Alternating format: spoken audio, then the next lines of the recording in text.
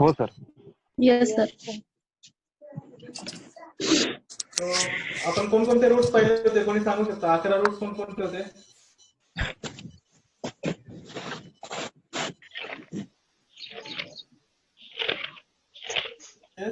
बाहेरून सुरुवात करायचं, परत एकदा मला सांगा सगळ्यांनी. साक्षी, पहिल्यापासून सांग मला. बाहेरून सगळ्यात बाहेरचा रूट कोणता? इंट्राडर्मल. इंट्राडर्मल. त्याच्यानंतर क्युटेनियस हायपोडर्मिस. हायपोडर्मिस. हा. Intramuscular injection. Intramuscular, Intravenous, intracellular, intracardiac, intraarterial, intracardial, arterial, intrathecal, peridural, intrasternal, intracellular injection, intraarticular, cerebral, intracellular. Hypodermis. Okay, ठीक आहे. तर आपण ह्याच्यातले 11 रूट्स पाहिले होते. मेनली 11 रूट्स असतात, पण त्याच्यापैकी आपल्याला फक्त 6 रूट्स महत्त्वाचे म्हणजे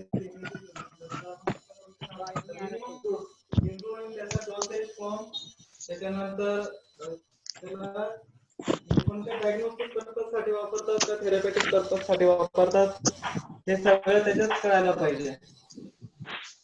ओके, तो हे 11 रूट्स ते एकदा परत रिवाइज करतो. इंट्राडर्मल रूट फोरआर्म मध्ये देतो डोस 0.1 to 0.2 ml. सगळ्यात कमी डोस असणारा हा एकमेव इंजेक्शन जो की डायग्नोस्टिक पर्पज साठी वापरला जातो. डायग्नोस्टिक किंवा टेस्टिंग मध्ये जे एलर्जी कंडिशन किंवा सेन्सिटिव्ह रिएक्शन जे चेक करतात त्याच्यामध्ये हा तुमचा इंट्राडर्मल इंजेक्शन चेक दिलं जातं. हायपोडर्मिस मध्ये तुम्हाला सबक्युटेनियस टिश्यू मध्ये दिला जातो. ओके, त्यामुळे त्याला सबक्युटेनियस इंजेक्शन पण म्हटलं जातं. त्याचा जो डोस आहे तो 1 ml और लेस. ठीक आहे, 1 ml किंवा त्याच्यापेक्षा लेस असू शकतो.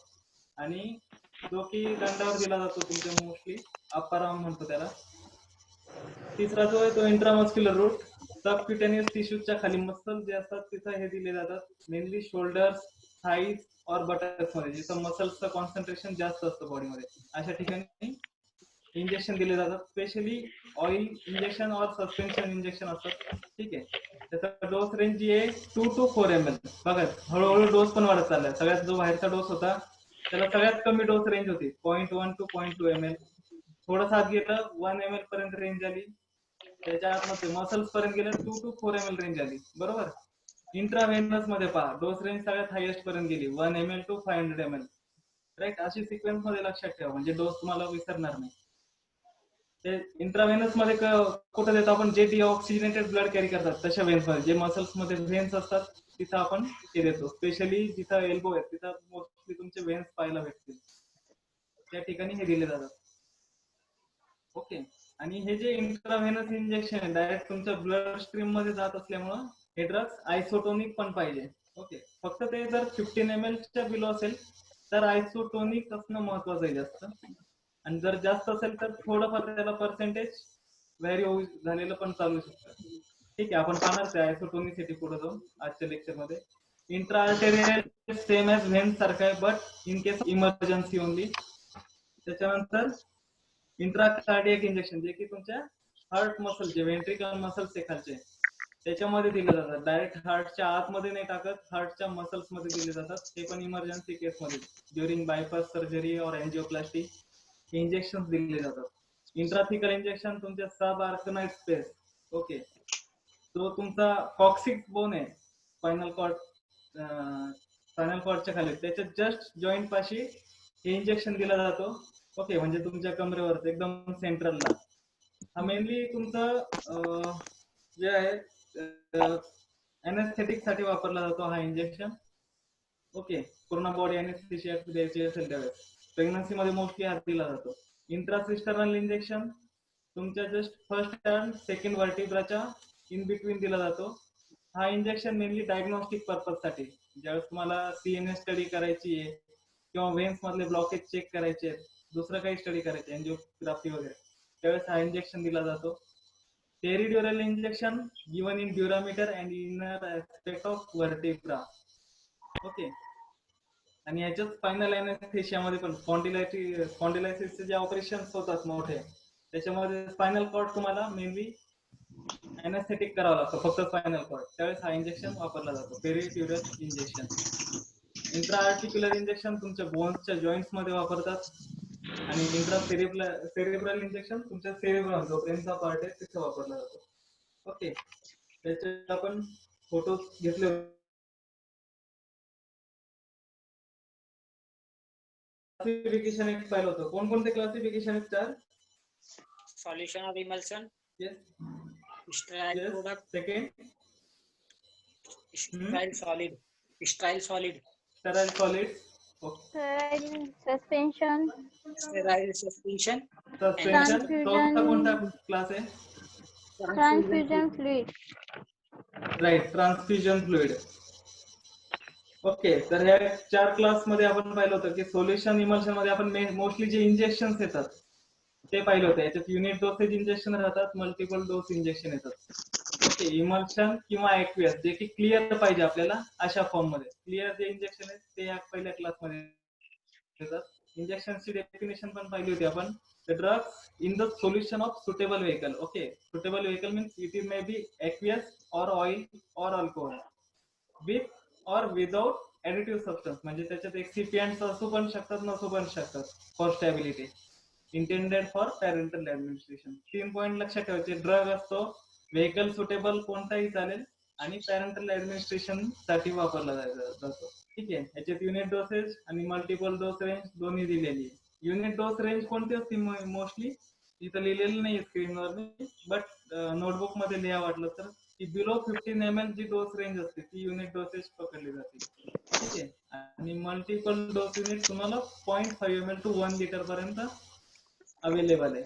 एक्झाम्पल आहे त्याचे ऍट्रोपिन इंजेक्शन, डेक्स्ट्रोज इंजेक्शन. ठीक आहे, सेकंड क्लास जो होता तो स्टराईल सॉलिड्स होता. स्टराईल सॉलिड्स मध्ये आपण पाहिलं की these are the drugs which are unstable. Okay, liquid form मध्ये जे अनस्टेबल राहू शकतात आणि आपल्याला पॅरेंटली म्हणजे इमर्जन्सी केस मध्ये द्यायचे, तर ते ड्रग्स आपण पावडर फॉर्म मध्ये सप्लाय करतो बाय, म्हणजे जे प्रिपेअर केलेले आहेत असेप्टिक मीडियम मध्ये, ज्याला स्टराईल केलेलं आहे नंतर, बट पावडर फॉर्म मध्येच.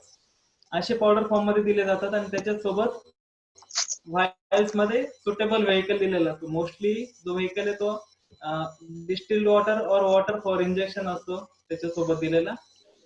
तर हे जे व्हेकल आहे, ज्यावेळेस तुम्हाला तो ड्रग ऍडमिनिस्टर करायचा आहे पॅरेंटल मध्ये, त्यावेळेस हा व्हेकल जस्ट बिफोर त्याच्या इंजेक्ट केला जातो तुमच्या पावडर्स मध्ये इंजेक्ट करून तो शेक केला जातो व्यवस्थित, आणि त्याच्यानंतर परत सिरिंज मध्ये घेऊन त्याच्यानंतर तुमच्या बॉडीमध्ये ऍडमिनिस्टर केला जातो. ओके, मोस्टली अँटीबायोटिक्स जे ते किंवा अँटीऑक्सिडंट जे वॉटर मध्ये तुमचे ऑक्सिडेशन होऊ शकतं किंवा अनस्टेबल आहे लिक्विड मध्ये, असे जे ड्रग्स आहे हे स्टराईल सॉलिड्स मध्ये तुम्हाला पाहायला भेटतील. ओके, त्याचे एक्झाम्पल आहे बेन्झाईल पेनिसिलिन और एम्फोटेरिसिन बी.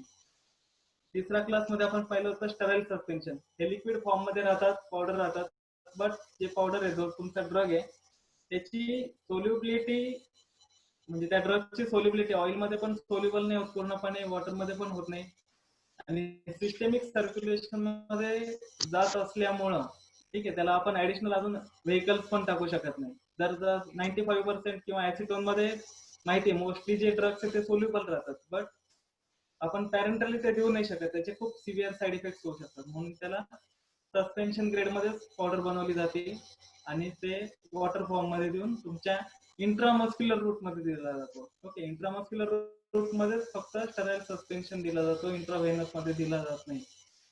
ओके, इंट्रामस्क्युलर मधून तुमच्या वेन्स मध्ये हळूहळू तो ऍब्सॉर्ब होतो. जर एखादे पार्टिकल राहिले असेल साईडला तर ते मसल्स मध्ये एंट्रॅप राहतात, ते वेन्स मध्ये जात नाही. त्याचं एक्झाम्पल पाहिलं स्टराईल क्लोरामफेनिकॉल सस्पेन्शन आणि स्टराईल हायड्रोकॉर्टिसोन ऍसिटेट सस्पेन्शन. आणि लास्टली चौथा जो क्लास पाहिला ट्रान्सफ्युजन फ्लुइड और इन्फ्युजन फ्लुइड. याच्यामध्ये मोस्टली जसं आपण सांगितलं की पॅरेंटल जे ते न्यूट्रिटिव्ह साठी पण वापरले जातात, न्यूट्रिशन और इलेक्ट्रोलाइट सप्लिमेंट साठी. ठीक आहे, त्याच्यात आपण सोडियम क्लोराइड, ग्लुकोज, डेक्स्ट्रोज असे एक्झाम्पल पण पाहिले होते. तर पॅरेंटल सोल्युशन जे की इंट्राव्हेनस रूट थ्रू दिले जातात, स्पेशली न्यूट्रिशन आणि इलेक्ट्रोलाइट हे सगळे जे क्लास आहेत हे ट्रान्सफ्युजन फ्लुइड आणि इन्फ्युजन फ्लुइड मध्ये येतात. हे मिनिमम ½ लिटर पासून सुरू होतात, म्हणजे 500 ml पासून याची डोस रेंज राहते 500 ml to 1 लिटर. ओके, ह्याच्यात स्मॉल डोस किंवा मल्टिपल डोस इंजेक्शन नसतात ट्रान्सफ्युजन फ्लुइड्स मध्ये. याचा एक स्पेसिफिक टॉपिक आपण पुढे पाहणार आहे. सध्या एवढे 4 क्लास लक्षात आले, क्लासिफिकेशन आणि रूट ऑफ ऍडमिनिस्ट्रेशन. दोघांमध्ये कन्फ्युजन करायचं नाहीये. ओके, त्याच्यानंतर जो नेक्स्ट आपण पाहणार आहे ते फॉर्म्युलेशन ऑफ पॅरेंटल्स. ओके, एक आपण कोणता पण डोसेज फॉर्म ज्यावेळेस पाहत असतो, ठीक आहे, तर डोसेज फॉर्म पाहताना आपलं किचन स्पेशली मुलींना माहिती असेल. जर सपोज फॉर्म्युलेशन आपण घरात जी भाजी पोळी ते पण बनवतो ते पण एक फॉर्म्युलेशन आहे. ओके, सोटिक्सचा अभ्यास करताना नेहमी लक्षात ठेवायचं की जर सपोज आज बनवून आपल्याला काय भाजी बनवायची, बटाट्याची भाजी बनवायची सपोज, तर फॉर्म्युलेशनचं नाव तुमचं बटाट्याची भाजी, राईट. हा, आणि त्या बटाट्याच्या भाजीसाठी तुम्हाला कशी पाहिजे, तिखट पाहिजे, गोड पाहिजे. आता घरातल्या लोकांना जी पसंत आहे ती तुमची रिक्वायरमेंट झाली, जनरल रिक्वायरमेंट. ओके, जसं फॉर्म्युलेशन मध्ये पण आपण रिक्वायरमेंट पाहिल्या, it should B sterile, pure, हे ते, तसं भाजीमध्ये पण पाहतो आपण की मीठ बरोबर पाहिजे, तिखट एवढंच पाहिजे, भाज्या व्यवस्थित पाहिजे, जास्त पातळ नको, हे रिक्वायरमेंट झाल्या त्याच्या. त्याच्यानंतर आपण पुढे जातो त्याची क्लासिफिकेशन. बटाट्याच्या भाजीचे कोणकोणते, कोरडी बनती, पातळ बनती, तिखट बनती, ग्रेव्ही मध्ये पण बनती. ओके, हे क्लासिफिकेशन झाले. त्याच्यानंतर फॉर्म्युलेशन. फॉर्म्युलेशन म्हणजे त्या भाजीसाठी आपल्याला तेल, तिखट, मीठ वगैरे सगळं काही लागतं, बरोबर. सेम ॲज तुमचे जे डोसेज फॉर्म आहे कोणता येतो, tablet, capsule, parenteral, liquid, solid, emulsion, suspension, dry powders. Okay, ह्याच्यामध्ये पण सिक्वेन्स अशीच राहणार. पहिले तुमचं डोसेज फॉर्म, त्याच्यानंतर त्याचे रिक्वायरमेंट नंतर त्याचे ऍडव्हान्टेज डिसएडव्हान्टेज राहतील. त्याच्यानंतर तुमचं क्लासिफिकेशन, आणि क्लासिफिकेशन झालं फॉर्म्युलेशन. तर हा फॉर्म्युलेशन पार्ट. आणि फॉर्म्युलेशन मध्ये काय काय राहतं, फक्त ऍडिटिव्हचे आपल्याला इन्फॉर्मेशन भेटतील. याच्यानंतर आपण प्रोसेसिंग पाहत असतो, म्हणजे बनवायची पद्धत, मॅन्युफॅक्चरिंग प्रोसेस. ओके, तर ह्याच सिक्वेन्सने आपल्याला जायचं त्यावेळेस कोणताही चॅप्टर शिकायला. तर पुढची जी कळणार नाही आपल्याला. आता ह्याच्यात फॉर्म्युलेशन मध्ये तर आपल्याला रिक्वायरमेंट माहिती नसतील तर फॉर्म्युलेशनचा यूज काय शिकून, तो रिक्वायरमेंट आणि फॉर्म्युलेशन हा टेबल नेहमी कम्पेअर करायचा एकमेकांसोबत. ठीक आहे, तर पॅरेंटल्स मध्ये आपल्याला कोणकोणते लागतात, व्हेकल मध्ये ऍक्वियस आणि नॉन ऍक्वियस दोन टाईपचेच व्हेकल राहतात. ठीक आहे, आणि ऍडज्युअंट. हॅलो, आवाज येतोय का सगळ्यांना? कट होतोय सर. सर मध्ये कट होतो. ओके, नेटवर्क प्रॉब्लेम असेल कदाचित. ठीक आहे, तर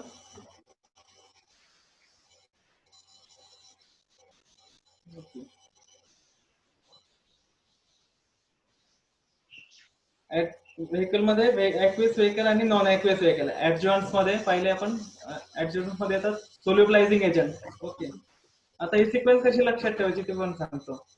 पॅरेंटल्सची रिक्वायरमेंट काय होती आपली, इट शुड बी क्लिअर. पहिली रिक्वायरमेंट, पार्टिकल साईज वगैरे काहीच नको, त्यामुळे सगळ्यात पहिले लागणार आपल्याला सोल्युबलायझिंग एजंट. सेकंड लागणार पॅरेंटल्स, आपल्याला डायरेक्ट सिस्टेमिक सर्क्युलेशन मध्ये जाणार आहे आणि स्टोरेज कंडिशन पण जर पाहिजे चांगली, तर दुसरी रिक्वायरमेंट आपल्याला स्टॅबिलायझरची लागणार. ओके, हे दोन रिक्वायरमेंट झाल्या. त्याच्यानंतर तुमचे जे खालचे एजंट्स आहेत हे डिपेंडिंग ऑन द क्लासेस हे यूज केले जातात. पहिले जे दोन क्लास आहेत सोल्युबलायझिंग एजंट आणि स्टॅबिलायझर, हे प्रत्येक टाईपच्या पॅरेंटल साठी कंपल्सरी आहे. ओके, खालचे जे आहेत आता buffering agent, antibacterial agent, chelating agent, suspension और इमल्शन और wetting agent, and last tonicity factor.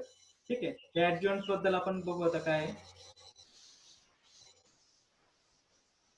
तो सगळ्यात पहिले तुमचं ऍक्वियस व्हेकल. ऍक्वियस व्हेकल म्हणजे कोणतं आलं, तुमचं वॉटर. कोणी सांगू शकतं की वॉटर कोणतं वापरलं जातं याच्यात?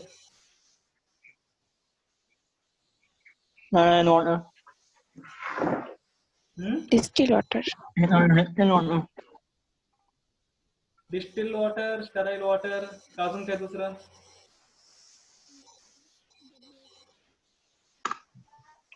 ओके, 5 टाईपचे प्रकार असतो. मी सांगतो वॉटरचे कोणकोणते असतात.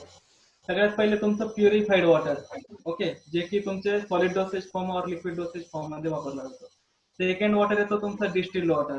ओके, जो लॅब मध्ये किंवा थोडा हाय ग्रेडचं बनवायचं असेल मेडिसिन प्युरिटीसाठी, तर तो डिस्टिल्ड वॉटर वापरला जातो.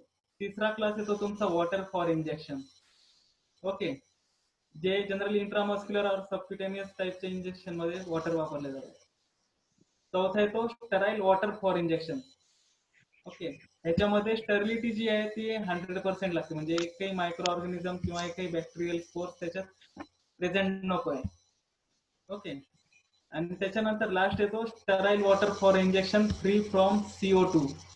ओके, म्हणजे असं वॉटर की ते काही पण टाकलं की त्याचं ऑक्सिडेशन व्हायला नको, एकदम हाय ग्रेड मध्ये राहतात.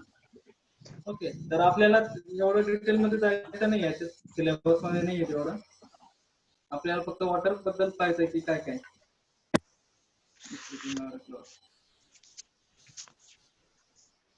Okay, water.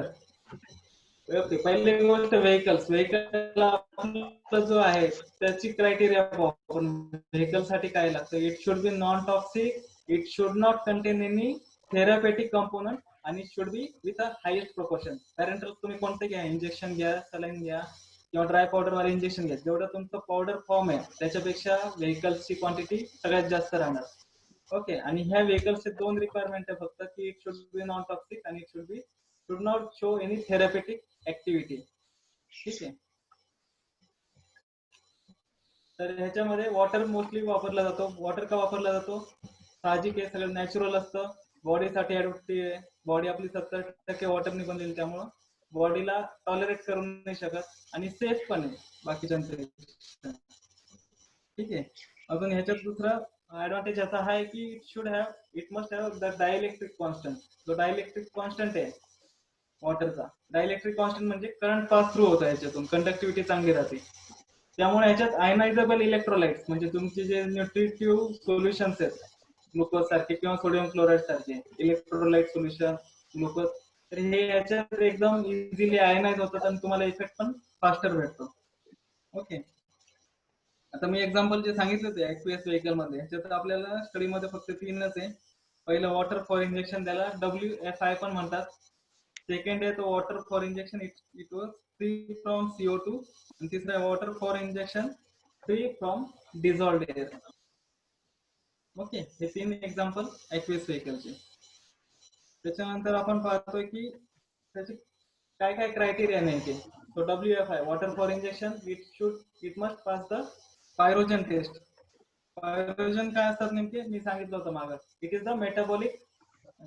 The by product of bacterial metabolism, जे की पॉलिसॅकॅराइड्स आहे, थर्मोस्टेबल पण असतात, सोल्युबल पण असतात वॉटरमध्ये, आणि तुम्ही जे बॅक्टेरियासाइड एजंट टाकतात वॉटरमध्ये त्यांनी पण ते इफेक्ट होत नाही, किंवा बॅक्टेरिया प्रूफ फिल्टर मध्ये पण ते पास होऊन जातात. पायरोजन्स काय नेमके? It is non living thing only. ठीक आहे, याला कशाचा इफेक्ट होत नाही, दगड सारखा समजा.